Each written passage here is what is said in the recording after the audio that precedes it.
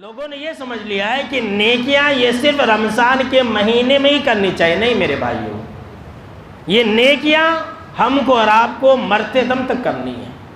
تا دم حیات ہم کو اور آپ کو نیکیاں کرنے کا حکم اللہ نے دیا ہے. وَعْبُدْ رَبَّكَ حَتَّى يَأْتِيَكَ الْيَقِينُ کہ اے لوگو تم اللہ کی عبادت اور بندگی مرتے دم تک کرو. اور اسی عبادت کے لیے اللہ نے ہم کو اور آپ کو پیدا کیا. یہ آسمان، یہ زمین، ان سب کو بنائے جانے کا مقصد اللہ نے اپنی عبادت قرار دیا ہے. اللہ نے سورہ الانبیاء کے اندر فرمایا کہ وَمَا خَلَقْنَا السَّمَاءَ وَالْأَرْضَ وَمَا بَيْنَهُمَا لَاعِبِينَ کہ اے لوگوں سن لو، یہ آسمان، یہ زمین اور ان دونوں کے درمیان میں جتنی بھی مخلوقات ہیں، ہم نے اسے کھیلتے ہوئے پیدا نہیں کیا، ہم نے اسے بطور مذاق پیدا نہیں کیا، ہم نے اسے چپکے چپکے پیدا نہیں کیا ہے. لو ایک کھیل کی چیز ہے، ایک تماشے کی چیز ہے، بس آسمان دیکھو، زمین پر رہو اور زندگی ختم کر لو. ہم نے اسے چپکے چپکے پیدا نہیں کیا.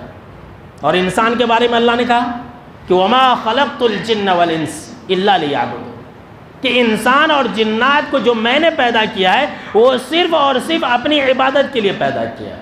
آج مسلمان یہ سمجھ رہے ہیں کہ ایک مہینہ عبادت کرنے کے بعد، رمضان میں روزے رکھنے کے بعد، تراویح کی نماز پڑھنے کے بعد ہم نے اللہ میں بڑا احسان کر دیا، اللہ ہماری عبادتوں کا محتاج ہے. ایسا سمجھ رہے ہیں، نعوذ باللہ استغفر اللہ. اللہ نے اس آیت کے اندر یہ کہا کہ اے لوگوں سنو، اگر تم عبادتوں کو انجام دو گے یا نہ دو گے، نماز پڑھو گے یا نہ پڑھو گے، تو ایسی صورت میں اس کا نقصان یا اس کا فائدہ خود تمہیں ہوگا. اللہ نے قرآن مجید کے اندر واضح طور پر یہ بیان فرما دیا ہے کہ من عمل صالحا فلنفسه ومن اساء فعلیہا. ذرا غور سنیے کہ دیکھو، جو انسان نیک اعمال کرے گا اس کا فائدہ اور اس کا بھلا خود اسی انسان کو ہوگا.